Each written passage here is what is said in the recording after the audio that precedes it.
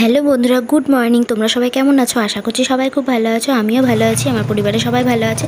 আজকে সকালে মামি গঙ্গা স্নান করবে বলে আমাকে নিয়ে গেল, মানে আমার সাথে আমি আর মামি যাচ্ছি আর কি। আর মা বলেছিল রানী রাসমণি ঘাট কথা শুনতে মামি বারবার করে রানী রাসমণি ঘাট যেতে চাইছিল। তো তাই জন্য আমি আজকে রানী রাসমণি ঘাট আগে নিয়ে গেলাম, তারপর গঙ্গা স্নানে যাব। তো পুরো রানী রাসমণি ঘাটের পুরো জায়গাগুলো, সব জায়গাগুলো আমি ঘোরাচ্ছি মামিকে। মামি সামনে দিয়ে ঢুকতেই বলছে কি এই জায়গাটা মন্দির তো বন্ধ। আমার তো হাসি পেয়ে গেছে, আসলে মামি জানে না বলে, কিন্তু আমি বলছি না মন্দির বন্ধ না, চলো ওইদিকে গিয়ে মন্দিরটা মানে ঠাকুর দেখতে পাবা। তারপর ওইদিকে গিয়ে ঠাকুর দেখলাম। আর ওখানে প্রসাদ ছিল, আমরা প্রসাদও খেয়ে নিলাম, শিবলিঙ্গ ছিল।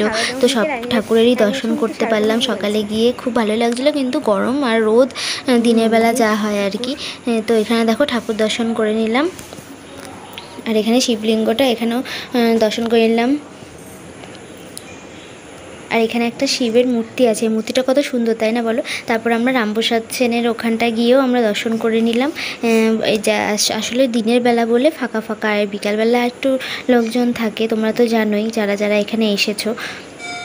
আর এখানে কি জানো তো, 10 টাকা 10টা ফুচকা পাওয়া যায়, কিন্তু তোমরা অনেকেই জানো। আর এইখানে শিবলিঙ্গটা দর্শন করতে গিয়ে দেখি গরু ঢুকেছে। আমরা ভাবলাম কি গরুটা হয়তো এখানে আসে, ওখানে লোক কিছু বলছে না বলে, পরে দেখছি লোক তারা আছে। তখন বুঝলাম যে না, ফুলগুলো খেয়ে যাচ্ছিলো। তখন বুঝলাম যে ইচ্ছা করে এমনি ঢুকে গেছে আর কি, কেউ দেখেনি তাই। তারপর আমরা এখানে রাম লক্ষ্মণ সীতা দর্শন করে নিলাম, রাম ঠাকুরের। তারপর হনুমানজিরও দর্শন করে নিলাম। আর একটা যে ঠাকুর ছিল ওটার নাম জিজ্ঞাসা করা হয়েছিল, কিন্তু আমার এখন মনে নেই। তো যাই হোক, সব ঠাকুর, আরেকটাও ঠাকুর রয়েছে, ওই ঠাকুরটাও দর্শন করে নিলাম।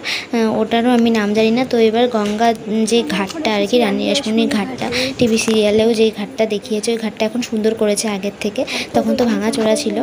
তো এখানে চলে গেলাম। মামি এখানে এসে জল ছেটাতে গিয়ে মামি বলছে যদি পড়ে যায়, আমি বলছি পড়ে গেলে তোমাকে এই ঘাটটাতেই স্নান করতে হবে, এখানে স্নান করে নিয়ে যাবো, অন্য ঘাটে করবো না। মামি বলছে না, আগে থেকে যেখানে বলে এসেছি সেখানেই স্নান করবো।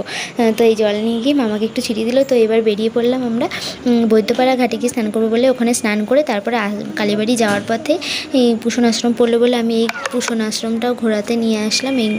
এই আশ্রমটা তো মাটির তৈরি, আর খুব সুন্দর ঠান্ডা হাওয়া, আর ঠান্ডা জায়গাটা নিরিবিলি, খুব ভালো লাগলো। মামিরও এই আশ্রমটা খুব ভালো লেগেছে। চলো ওদিকে।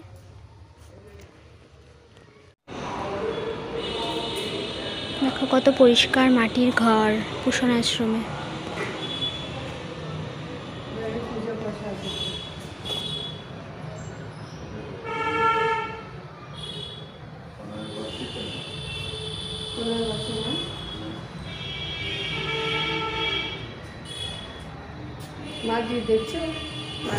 তারপর ওখানকার পুরোহিত আমাদের ডেকে প্রসাদ দিল, আর 2টো মিষ্টি দিয়েছে আর ফল প্রসাদ দিয়েছে। মামি বলছে 2টো মিষ্টি দিয়েছে, জানে যে মামা খায় না মিষ্টি, সুগার আছে বলে, তাই জন্যই 2টো মিষ্টি দিয়েছে। যাই হোক, তারপর ওখানে ঠাকুর আমাদের দর্শন করে দিল পুরোহিত। তারপর আমরা চা বিস্কুট খেয়ে রামপ্রসাদ ভিটার দিকে মানে উদ্দেশ্যে আমরা রওনা দিলাম। তারপর গিয়ে দেখলাম যে ভোগ হচ্ছে বলে বন্ধ মন্দির। যাই হোক, বাইরে থেকেই ঠাকুর প্রণাম করে নিলাম। তারপর রামপ্রসাদ সেনের মানে ওখানটা জানলাটা খোলা ছিল বলে ওই ঠাকুরটা দর্শন করতে পেরেছি।